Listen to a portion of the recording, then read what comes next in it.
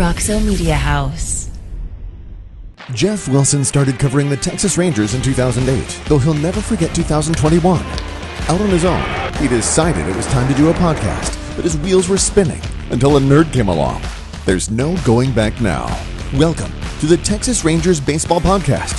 Here's your host, Jeff Wilson, and the recliner nerd himself, John Moore.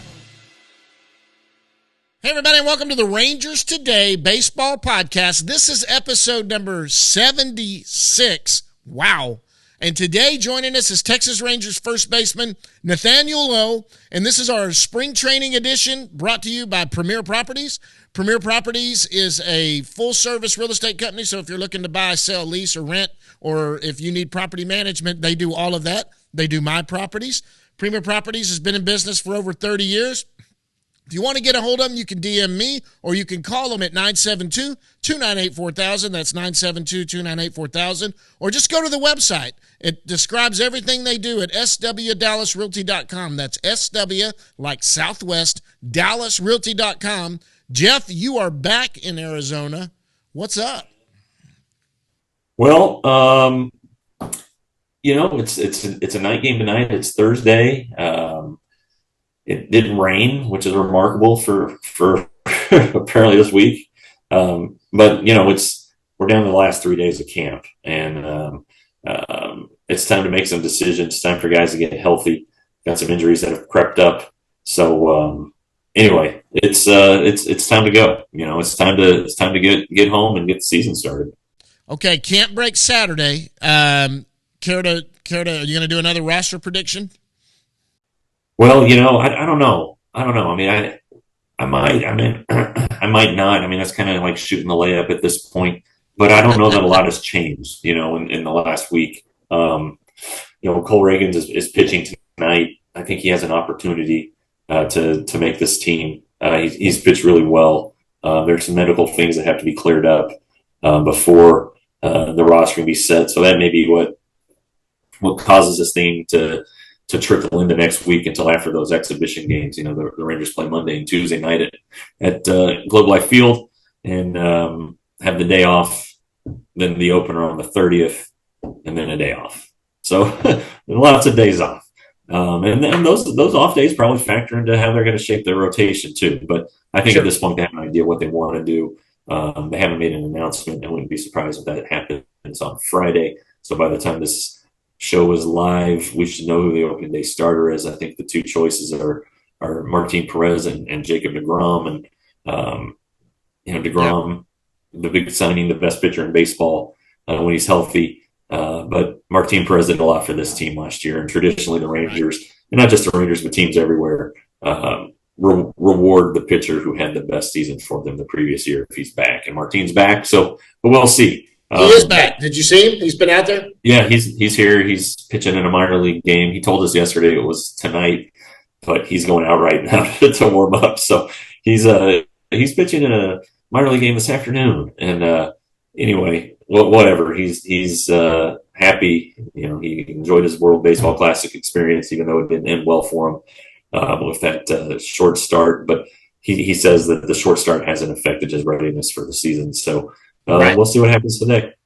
That's good. And, this is an interesting thing with roster decisions looming. Let's do a couple of things. First, let's go into who do we think is going to start on the IL? Who are some guys we think probably doesn't look like they're – Odorizzi's one, I believe. Jake Odorizzi will be on the injured list. Leote also? It appears as if, Spencer Howard – who hasn't pitched since March 1st will be on the injured list. Glenn Otto, who was scratched during warm-ups the other day, he hasn't pitched since then with a side issue. That's a big one in terms of figuring out who will be a bullpen candidate or candidates are. And then Leote Taveras, who is swinging right-handed again, so he's swinging from both sides. The question is just if there's enough time for him to get ready. It's more about him getting at bats. Get enough at bats for the season. And there are avenues to get him there. He doesn't have to break camp with the team Saturday. He can stay here and hitting minor league games. He can bat first every inning, of whatever game is happening that that at that time. There's usually two going on simultaneously.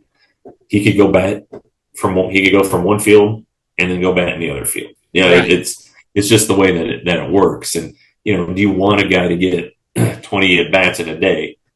I mean, that's a realistic number. He could do that. But Right. do you want him to do that if he's coming off of injury? So it just depends on how fast they want to roll him out. My feeling is that he probably does start on the injured list. I think the Rangers have been conservative with injuries this spring. I think that carries over into the season. If he misses a week of April, that's better than him getting hurt again and missing 6 weeks, let's say. So we're starting out horrible because those are the four guys who are dealing with stuff. Yeah, and you don't want him to come up and with not being prepared and not having enough at bats and get off to a poor start just from a timing issue or something to that effect. Even though he's healthy, get him down there, let him go to AAA, and just go play the minor league games, get your ABs, get ready. We know what he can do when he gets up here, or at least we think we know what he can do. This begs the question though. There are some guys that are here on a minor league deal that have a little chance to make this team, especially on the player side. I mean, on the defensive and fielding and hitting side of it. Any of those guys or look at someone like Danny Duffy, he's going to be on the IL, but he's injured too, and he's on a minor league deal. But Kennedy, is he going to make the team? Yeah, I mean that's one I'm kind of hung up on. I think that the Rangers like the idea of a veteran. That's why they got Will Smith. I think they like the idea of multiple veterans, as Ian Kennedy is.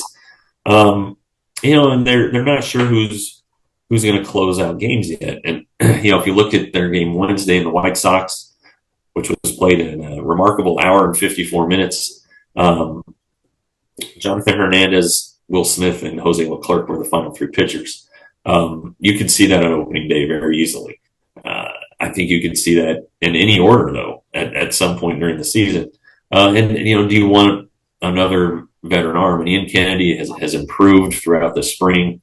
I mean, he's a veteran. He knows how he goes about it. That's why you don't look at spring results early. The one thing that's hampering him is he's not on the 40-man roster.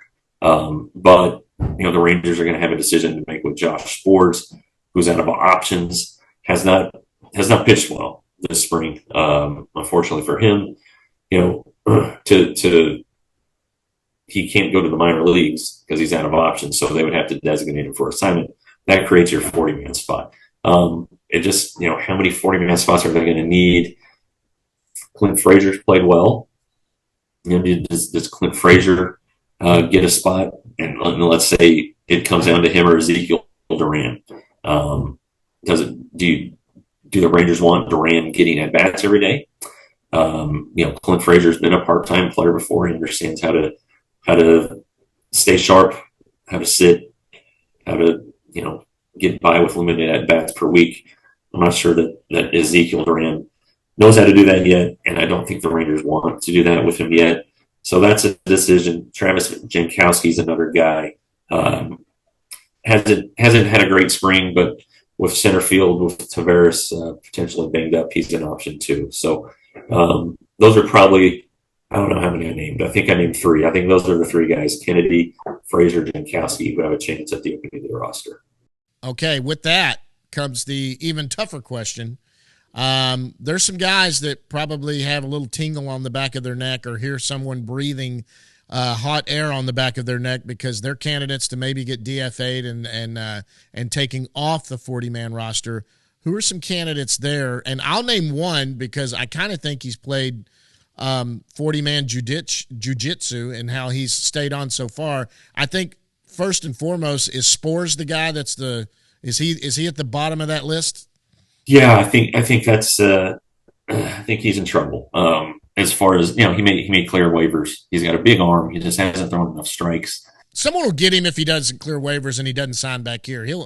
Someone will take him into AAA. Well, right. I mean, I don't think he would have to accept the Rangers outright assignment. This would be his first time being placed on waivers and clearing, so he would have to accept the assignment to AAA. Right. I hate to say it, but I'm not sure where if where Brad Miller is right now. He's played. He's struggled a little bit at the plate. He does have a couple homers, or at least one. He's been limited out of left field because of a little nagging injury. He played first base yesterday. There's been talk about him playing some third base. As good a guy as he is, the reality of it is the Rangers might have better options. But again, I think they're paying him $4 or $5 million this year. That's a tough pill to swallow. And he is a guy who was injured last year. The Rangers don't think they saw the player they thought they were getting. So they may still give him that chance. He is a veteran, a good guy, understands again how to play as a bench player. There are at bats available at designated hitter for him. Coming off for a pitch hit. It's just honestly, if we're being honest, I think his name would come up in the conversation. What about King? I'm not sure. He's not out of options. I don't believe, is he? I don't know, but I think he's okay. I don't know that he makes the team. I don't think he's had a bad spring. I don't think he's had a particularly good spring. I just think he's got options. He's more attractive. Yeah. Well, I just think when you look at the bullpen and then the needs that the team has, okay, you're going to have Leclerc, yes. Will Smith, yes. Jonathan Hernandez, all right. There's three. You're going to have Taylor Hearn and Brock Burke. That's five. Right. How many multi-inning guys do you want? Exactly. You're thinking. I mean, in addition to Burke and Hearn, do you want a Reagans and a Dunning? All right. So that's seven. So do you take Ian Kennedy? That's eight. It's a tough spot. Yeah. I'm not saying King's not a candidate because he is, but because he can pitch multiple innings and he's done it before. So it could be King, Dunning, and Reagans who are the guys in the mix for that last spot or two. Well, is there anybody that we talked about earlier that's a candidate to go on the 60-man DIL, and that way that would open a spot too, or are most of them they're not that far off? Yeah, I don't think so. I don't see any 60 days out there. The Odorizzi thing, it's and I guess it would be Howard too with this arm fatigue. It's hard to pin down when a guy can get through it to the point where he feels like he can participate, right. and not be a liability. And I mean, it's been all spring for Odorizzi, and we're more than a month in, and he's not close from what it sounds like. Right. So I don't know. I don't see a 60-day guy out there to open up a spot, but you're gonna have to make a hard decision potentially. Yeah, there's some tough ones coming. With barring a trade. There's some tough ones coming because that would be that could potentially clear some spots. Maybe if you could pick up some decent minor. I mean, it would have to be for probably someone that's expendable here that could fill a spot on a team and bring back somebody who's not on a 40-man yet. A good prospect in return. But I just don't know. I mean, man, this is where I would struggle being the president or general manager or the manager sitting down and trying to make these final cuts, especially on a team like this where it looks like they're going to be competitive. It looks like that they really have a shot to be at least be in this thing for most of the season, and with everything falling the right way could very well be a wild card contender. That's what makes this thing tough. Well, I mean, you bring up a good point. The Rangers are in, they keep saying they're in win mode. Yep. This isn't like the last couple of years where you're trying to find spot for prospects and do what's best for them and their development. I mean, the Rangers want the best 26 players. Exactly. They're okay taking guys who've been in the major leagues before, and even though they might still be developing, which is good news for Durant, Smith, and Reagans. Right. They're not in a position anymore where they take a veteran guy like Ian Kennedy a few years ago and try to flip him at the trade deadline. Let's be honest. I mean, in 2021, I know Ian Kennedy had some saves, but being part of that trade that brought Spencer Howard and a couple prospects, I know it doesn't look great now, but that was his biggest contribution to the 2021 Rangers. Yeah, they're not doing that now. They want the best 5 starters, 8 relievers, and best 13 position players they can get their hands on, and who they think are going to help the team win. And so it is different. It's going back. I don't know. 2016 is probably the last time we were in this position trying to figure out who was going to be on the roster because this team was trying to win. Yeah, it's crazy. I mean, to think about. I just don't know. Well, look, that covers a lot for the big league segment. Before we get Nathaniel Lowe on here, Nathaniel, I don't know what I've got a question for him about that. Of course, he doesn't really care. But anything else you wanted to discuss? Camp break Saturday. You coming back Saturday? Yeah, I'll be back Saturday at some point. My wife has a wine club that night. I'm sorry, book club. No, yeah, book club. She has wine club and book club. Okay. Book club is basically wine club, except they throw in a book. So she has one of them, and she wants me to get back in time so we don't have to pay a babysitter or inconvenience a family member. So we'll see, but as of right now, I'm due to land at 9:00. I'll be here for the game, which starts at noon and is always the fastest game of the spring. Although they're going to have a hard time beating an hour 54 yesterday, but it's get on the field, get 27 outs, and get out of town. But you hang around the last day because there will be some news, and then see what happens. But the end of spring, if you haven't already, if you're on the fence for whatever reason, it's time to sign up for Rangers Today for $5.99 a month, $35 for 6 months, $60 for a year. And we also have the founding member plan, which is $200 for a year, and it includes some stuff. You get, if you have a small business, you get a one-time mention on our podcast. You get to come see a live shooting of the podcast. You never know who will show up to that. And then we might throw in something else like a coffee cup, Rangers Today coffee cup. You look at John Moore's sweet headgear there. We got Rangers Today ball caps now. So it's a good time to get signed up. It gets you all the way through. If you sign up for the 60 or the 200, it gets you 12 months from the day you sign up to the next year. And hey, next year is a leap year, so you get an extra day. So anyway, absolutely, it's good. It's good stuff, and you guys need to sign up. Hey man, let me tell you what. And this coverage goes all the way down from the bus leagues to the top of the organization. That's Chris Young, president of baseball operations. The podcast has had people all the way in the bottom of the organization up through Chris Young also. This is your full Texas Ranger coverage. That's what this is about. We don't do a little Mav stuff on the side or a little Cowboy stuff on. This is Texas Ranger oriented. And if that's your gig and that's what you want and you want to get the best news out there on the Rangers, we seem to be the guys to go to right now. I got to be honest with you. I mean, I think we are. We cover the minor league so well, and we get access, we're cheaper than everybody out there. Exactly. So, makes a lot of sense, guys. All right, well, listen, we're going to go to Nathaniel Lowe after this. After that, we're going to go down to the bus leagues. And when we do, Jeff, I want to talk about some guys who might make their major league debut. But we'll have Nathaniel Lowe right after this. Rangers Today spring training coverage is brought to you by Premier Properties. Whether you're buying, selling, leasing, or have someone manage your real estate, Premier Properties is the place for you.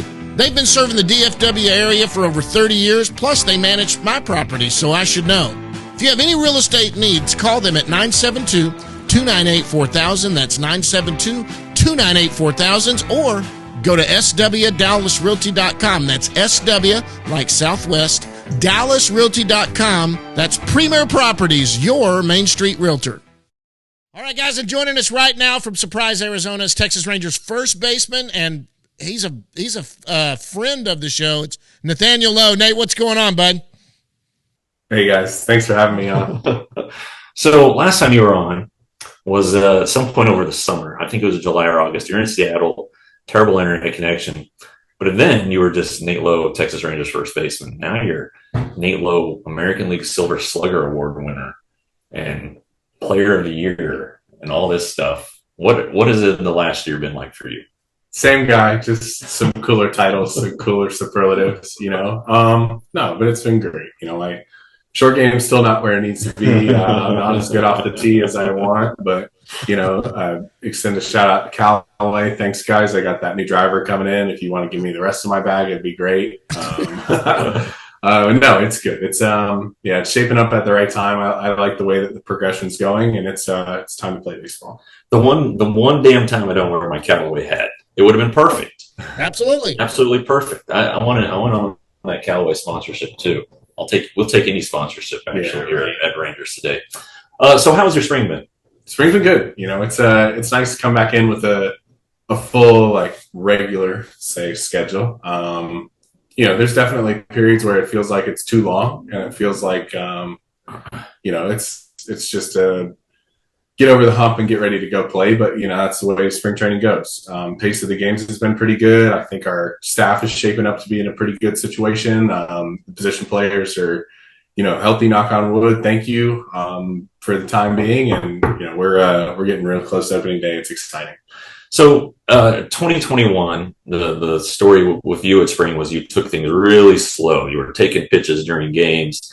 Last year, spring training was shorter, so they asked you to step on the gas. Have you paced yourself any differently this spring, or is it more like 21? Sort of, kind of. I was allowed to do a pretty good job to get on the backfield and see some of our minor league arms when I needed to, and they were nice enough to let me in and let me see some live pitches. I didn't track a ton in the bullpens, even though I wanted to, because we're featuring some of the best stuff, right-handed and left-handed. So it's it's a good time. My legs feel pretty good, and it's almost here. So what do you want to improve upon last year? I mean, you hit 300. I know a lot of. We can talk about the defense in a minute, but offensively, where's the room to grow? I'd like to hit more doubles, and I'd like to hit for more power. And that's what comes from a good process and not trying to do too much. And I actually just saw a graphic that said my first 2 months were not that great, and then the last couple months were a lot better. And it's going to be nice to hopefully jump into it on a hot streak, start the season, and see how long we can ride that out. Yeah, I remember last year I did a Rangers program story on you, and you did start out pretty well like those first 2 weeks. You went into a slump, and you said you're getting your teeth kicked in. But I mean, it's a long season.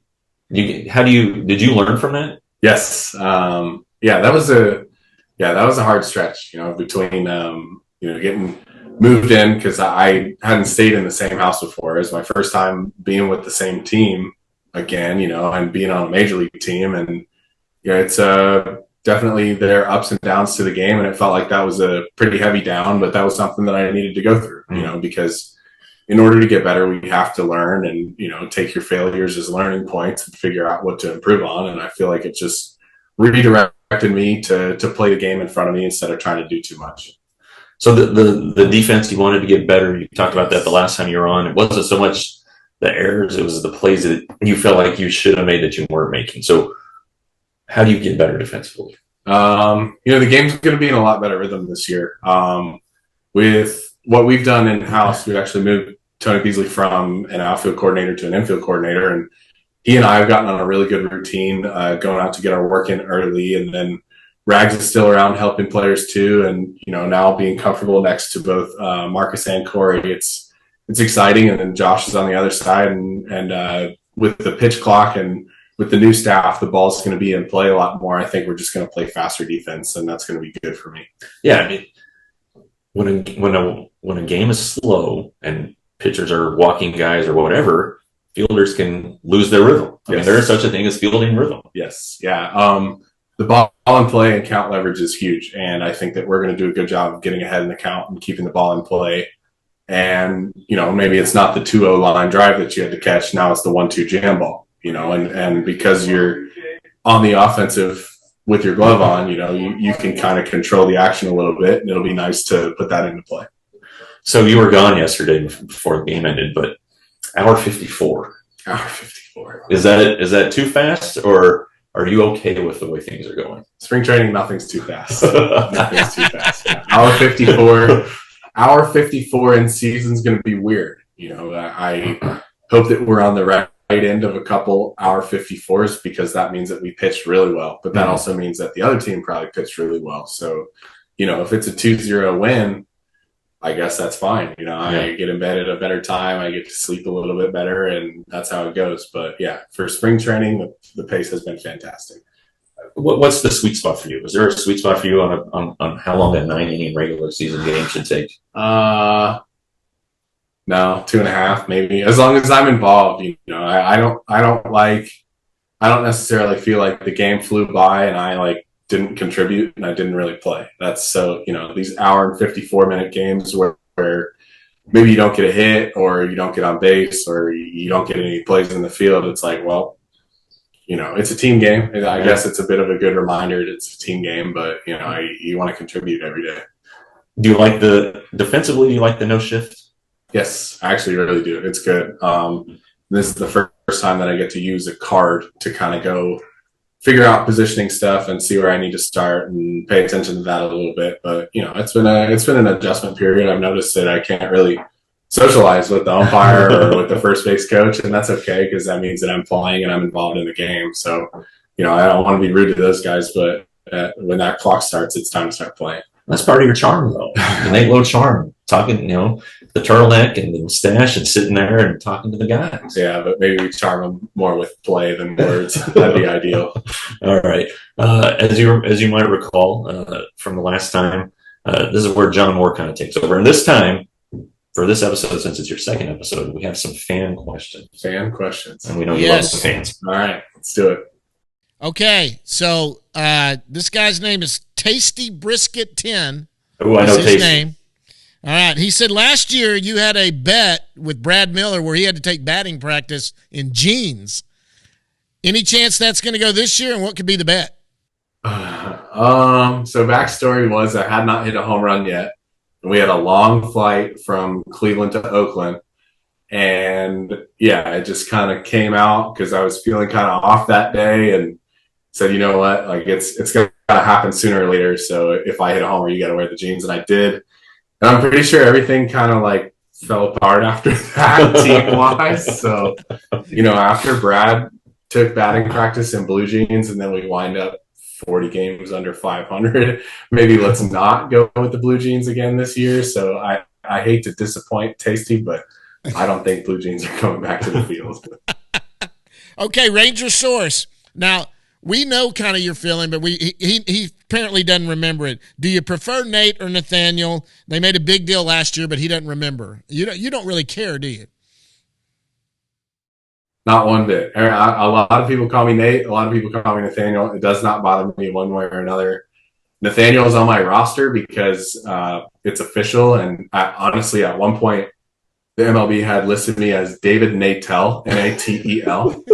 I'm like, man, I get it. I don't have a lot of time, so I can't really talk back. But, at least spell my name right. And then when my mom tweeted it 2 years ago, apparently that was a PR nightmare. So, yeah, I'm kind of picking up the pieces. We're kind of picking up the pieces of that for almost 2 years. But I have no preference.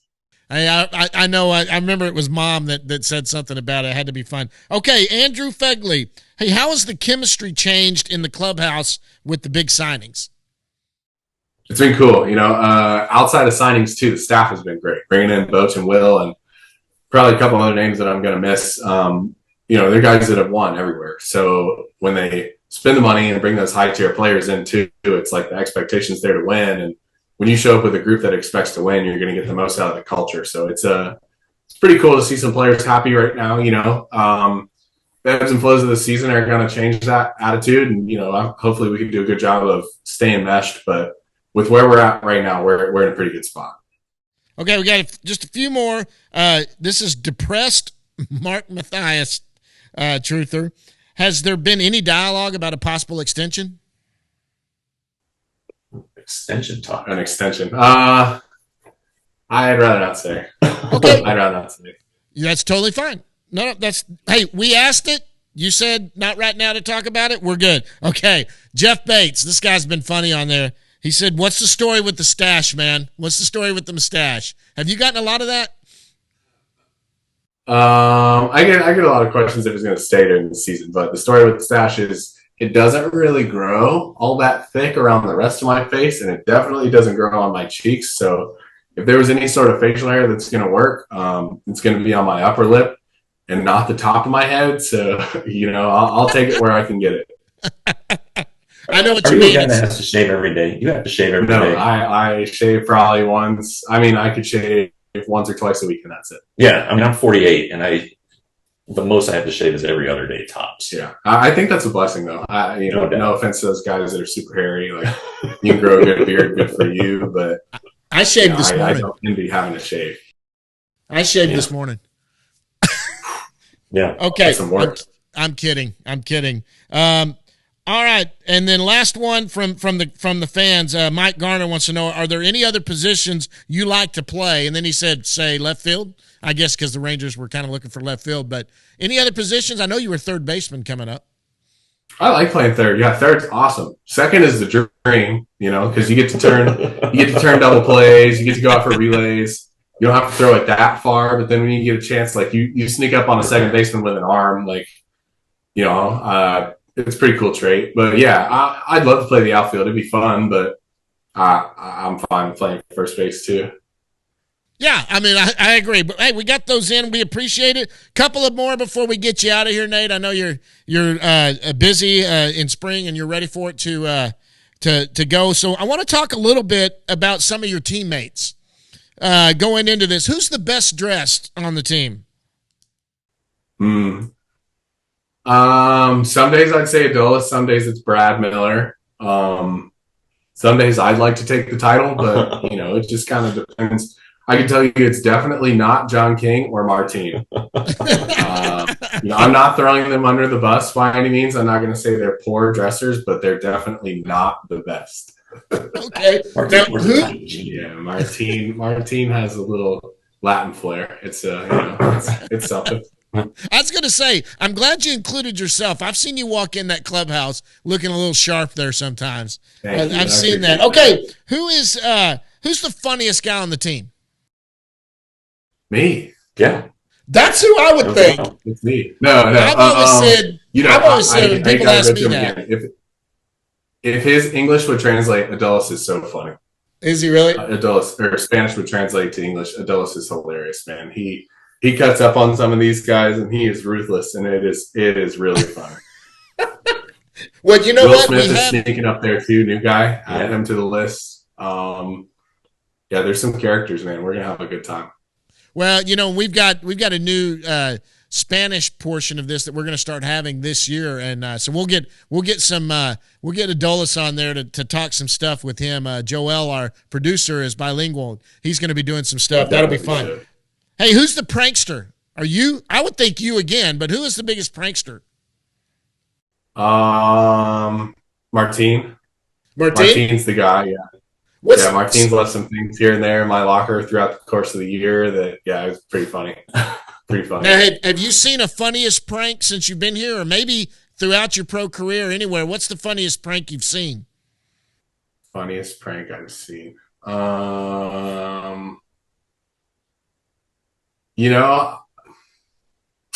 don't have anything that I can share. I'll put it that way. I've seen some funny stuff, but okay. I don't think I can say it. We'll talk off the record. You can just when you get let's say when you get a lot of guys that are 18 and up in the same room, and you can come up with some high testosterone environments. The competition and funny stuff comes out. It's I'll put it that way. Okay. All right, let's just do two more before we get out of here. I don't want to keep you too long. Hey, is there anybody that's the toughest pitcher you face right now that you really like? Is there one guy you're like, God, he just seems to have my number? I ask pitchers this too. Is there a hitter? And for you, is there a pitcher that you face right now? You're like, wow, this guy seems to have had my number a little bit. The guy that did the whole arms up thing with the Angels, Quijada. Jose Quijada. He will throw it off the backstop. I swear it's everybody else. and then I step in and he turns into freaking Cy Young. It's like he can't miss the corner. You throw that fastball right over the top of the zone, and I get in there to take one, and he throws one down the middle, and I'm like, all right, well, this time I'm swinging no matter what, and he throws it over my head, and I'm like, dude, I have not bought a hit with Quijada yet. Okay, we're not tagging the Angels in any of this because we don't want him to know that. So going into it, last one. Oh no, he knows it. This is a fun one. I always usually ask it the first time you're on, but we really had some technical difficulties last time. But it's a real fun when we get some great answers, and you'll love some of the answers we've gotten. It's what's something nobody knows about Nathaniel Lowe. We've had some fun answers. Jack Leiter can't stand peanut butter. We've had Blaine, who was it? Wenzel had his finger cut off. Yeah, there's some really weird one. What's something nobody knows about Nathaniel Lowe? He played the upright bass in the jazz band. You played what? The upright? The upright bass in the jazz band. Yes, did you finger strum or did you do the? Some of both. There was some plucking and some with a bow. All right. Well, if we get one out there sometime, you're going to be able to. Can you throw a song together, or have you forgotten it all? I don't know. It's been so long since I've seen one of those instruments. I really don't know. I just really try bass. That is actually really cool. I wish I played an instrument. There we go. Jeff, anything else before we let him get out of here? No. I got to get to the clubhouse. He's got to get to the clubhouse. All right. Hey, that's Nathaniel Lowe. Nate, thanks so much for coming on. We'll see you back Monday. We'll be out there, and you guys will be back in town. Have a good rest of the spring. We really appreciate you coming on. Thanks. See you in a couple of days. All right, man. That's Nathaniel Lowe, right-handed first baseman for the Texas Rangers. When we come back, guys, we're going down to the bus league. What did he say? He's a right-handed thrower. All right, He's guys. a right-hander. Yeah, he does. All right. Coming back. See you, man.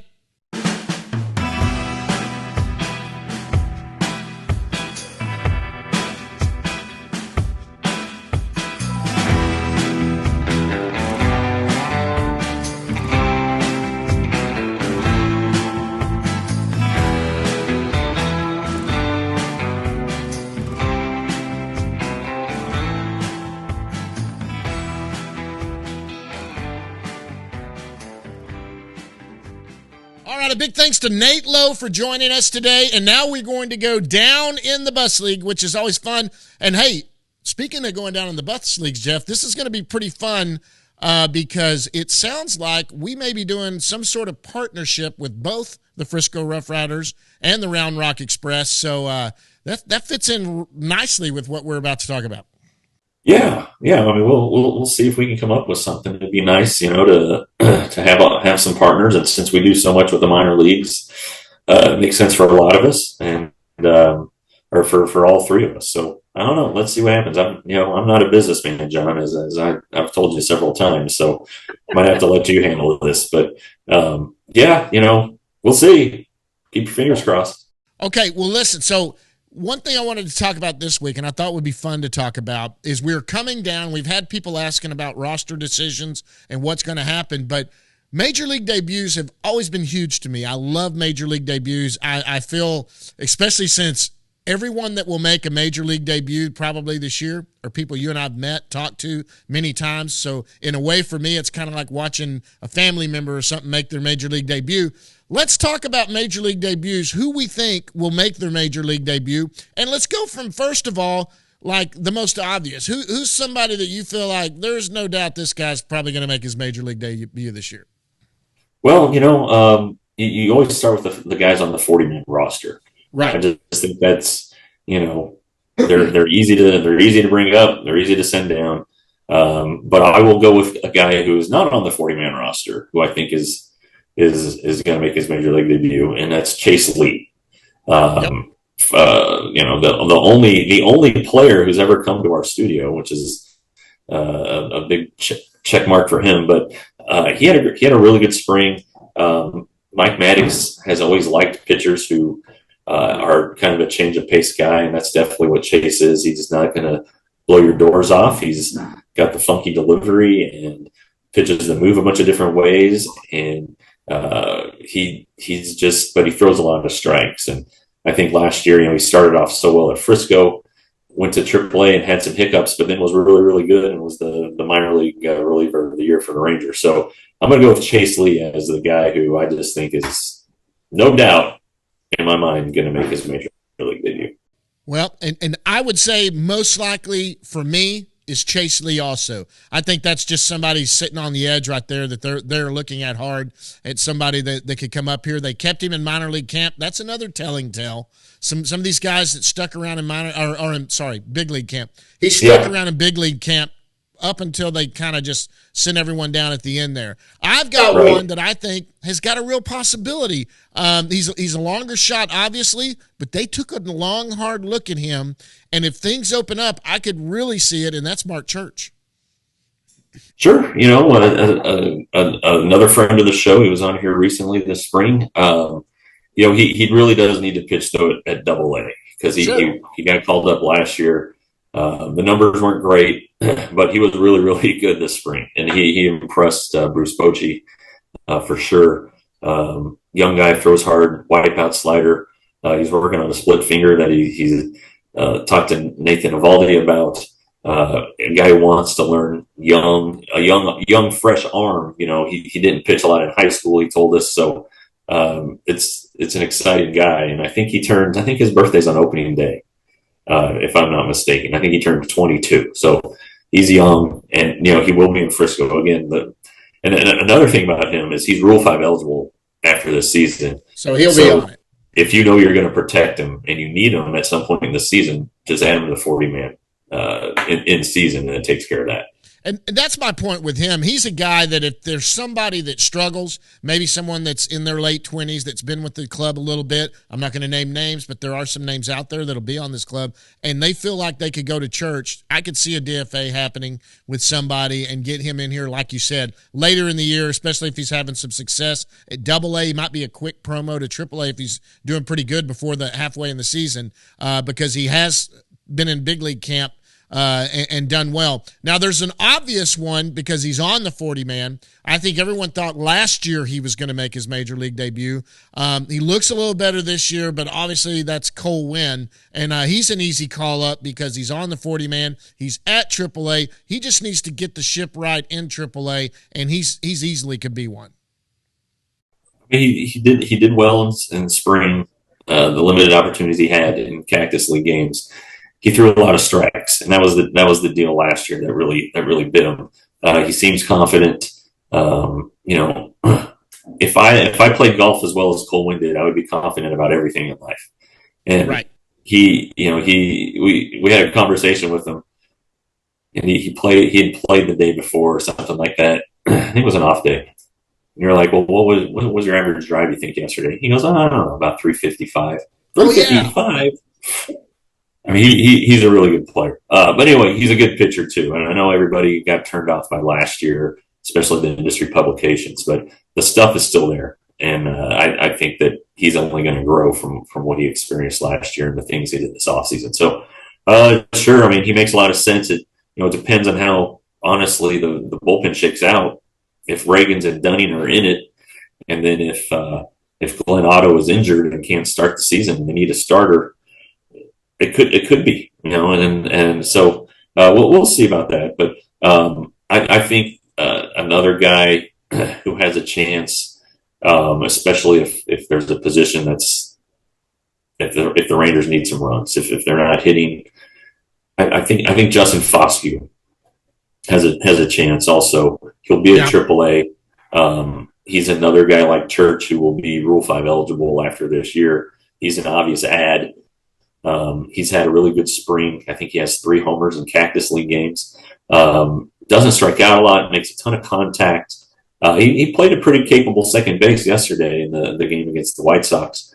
And then, a DH type of guy, and just come up and let him hit because the guy's going to hit. Same thing with Blaine Krim. I think Blaine Krim's a guy who's a hitter. Right. And, the Rangers aren't deep at first base. Something were to happen to Nathaniel where he could only DH, let's say, Blaine Krim could be the guy who could make his debut this year too. Yeah, I agree with that. And when you start getting into position players, as far as guys that have a chance, Foscue jumps out immediately as somebody that could do that. Another name that's kind of a longer shot back there, is in the outfield. Maybe someone like a Dustin Harris, or maybe even an Evan Carter, who needs more time at Double-A. He ended the season there, but let's just say those guys start tearing up Double-A and Triple-A, and that left field position isn't secured by Grossman, who seems to be the leader in the clubhouse right now to start opening day out there. Yeah, I think. I mean, Grossman's going to be an everyday player. It seems like. It sure seems it. I think there is an opportunity in center field. I think if Tavares struggles, if Bubba Thompson were to struggle, where do you go at that point? Is Travis Jankowski going to be in the organization?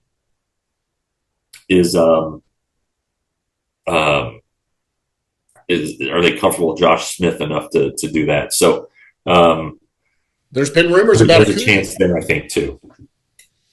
There's been some talk about Acuna moving out and maybe playing a little center field. I don't know. You got Ezekiel Duran also. Have to.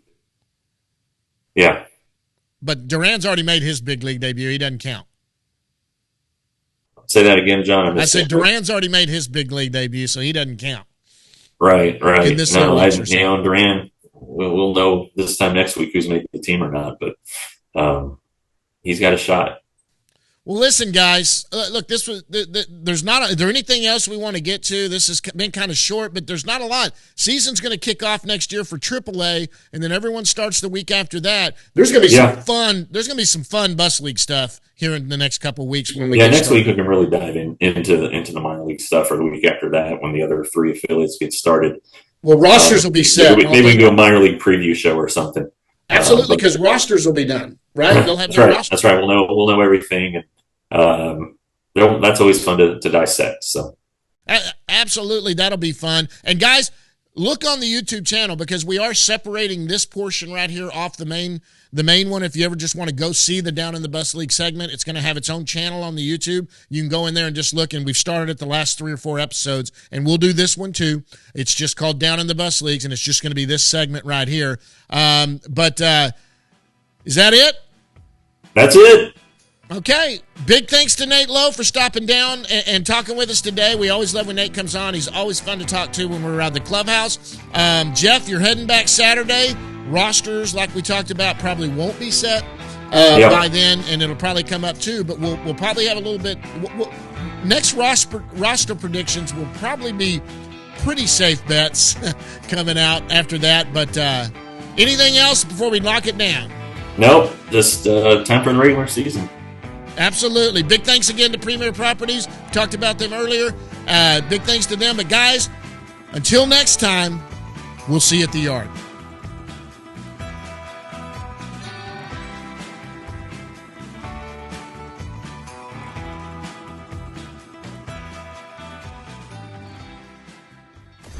Roxo Media House.